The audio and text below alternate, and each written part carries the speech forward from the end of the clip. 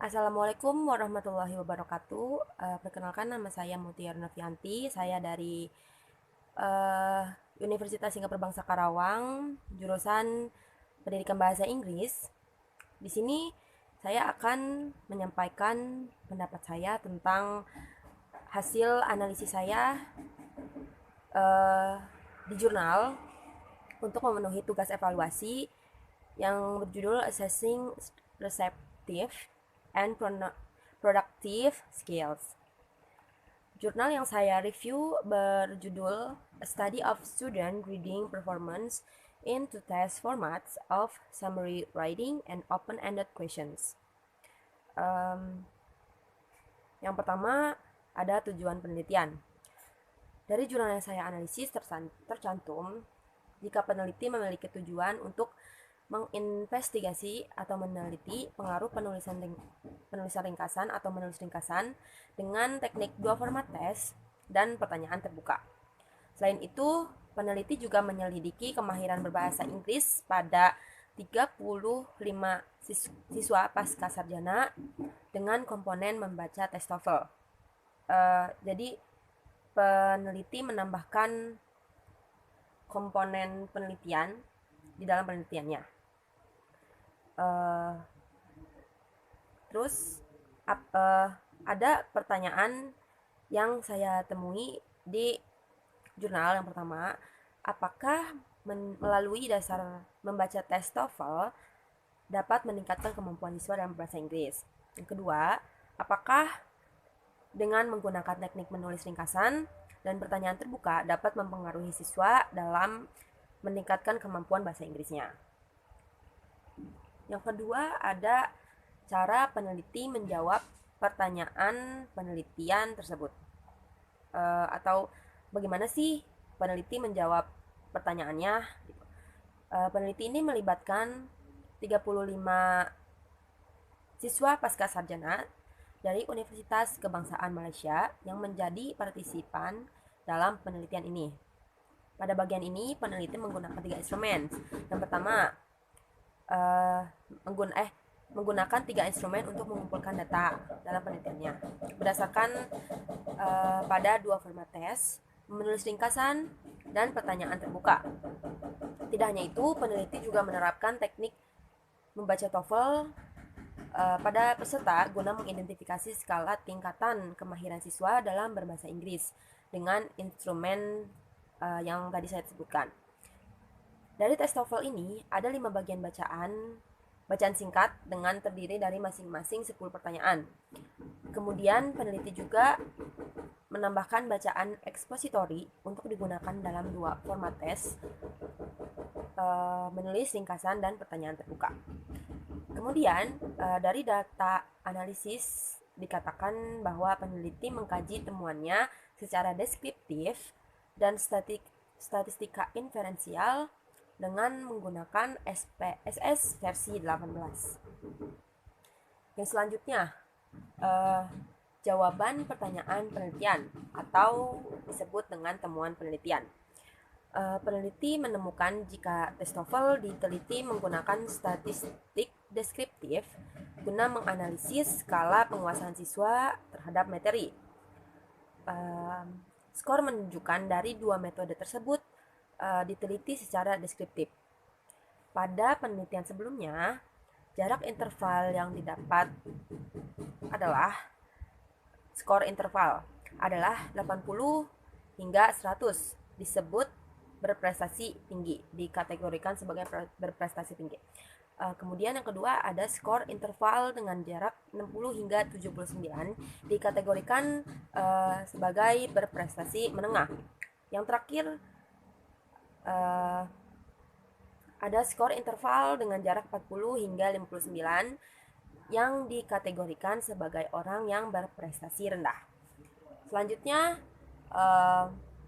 jika kita melihat contoh tabel, saya mengambil contoh satu tabel 1, menunjukkan jika terdapat 23 siswa atau dalam presentasenya 65,71% yang dimasukkan ke dalam kategori siswa berprestasi tinggi.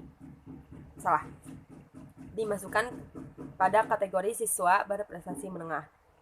Sementara itu, terdapat 12 siswa atau 34,28% yang ditempatkan sebagai siswa berprestasi rendah. Dan dengan demikian, sebagian besar responden termasuk ke dalam kelompok yang berprestasi menengah untuk komponen membaca tes TOEFL. Kemudian, yang ketiga, peneliti berpendapat bahwa temuan yang dilakukan dalam penelitiannya ini sependapat dengan peneliti sebelumnya, seperti Sawaki 2003, Fong Pumifit 2004, dan Yu 2008, yang menemukan perbedaan yang signifikan antara kedua metode penelitian tersebut. Hasil temuan ini menunjukkan bahwa ada perbedaan kinerja pada tes dalam format tes yang berbeda. Maksudnya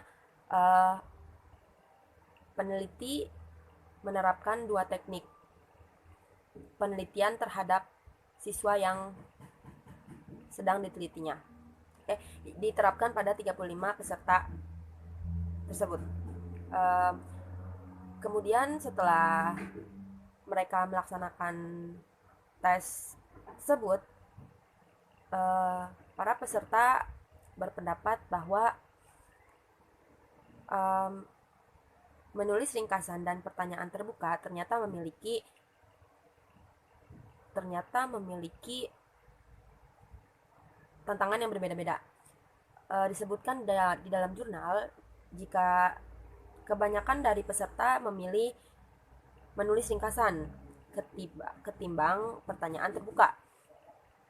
Karena apa? Mereka berkata bahwa menulis ringkasan lebih dapat tantangannya, lebih banyak tantangan yang mereka lewati daripada pertanyaan terbuka. Jadi bisa kita lihat di sini bahwa para peserta dari Universitas Kebangsaan Malaysia lebih pro terhadap menulis ringkasan ketimbang pertanyaan terbuka. Yang terakhir, ada penelitian lebih lanjut yang bisa kalian lakukan dengan melihat gap penelitian yang kalian review. Dimaksudkan bahwa kita bisa meneliti lebih lanjut dari jurnal yang saya baca, entah itu berupa teorikal, empirikal, atau kuesioner. Di sini saya memilih secara teorikal berdasarkan bacaan yang pernah saya baca. Saya terapkan di penelitian ini. Menurut saya, tambahan untuk penelitian ini bisa dilakukan dengan cara memberi kuesioner atau melakukan interview terhadap peserta. Menurut saya, jurnal yang kemarin saya baca kurang dalam teknik pengumpulan datanya. Dan saya menyarankan untuk melakukan interview dan kuesioner tentang menulis ringkasan atau pertanyaan terbuka. Jika dibandingkan dengan metode yang digunakan sebelumnya oleh peneliti, hasil yang ditemukannya pun kurang maksimal yang tadi saya sebutkan. Dengan menggunakan kuesioner dan interview, peneliti juga dapat melihat langsung proses pelaksanaannya dan juga bisa langsung melihat hasil penelitiannya. Kalau menurut saya, jurnal yang saya baca, peneliti mungkin memang melihat langsung prosesnya, namun dari yang saya baca kurang maksimal hasil dari penelitiannya. Jadi kurang lebih itulah pendapat saya mengenai jurnal yang saya baca. Mohon maaf jika ada salah penyebutan dan pelaksanaan penyampaiannya kurang dimengerti, mohon maaf. Terima kasih atas waktunya. Wassalamualaikum warahmatullahi wabarakatuh.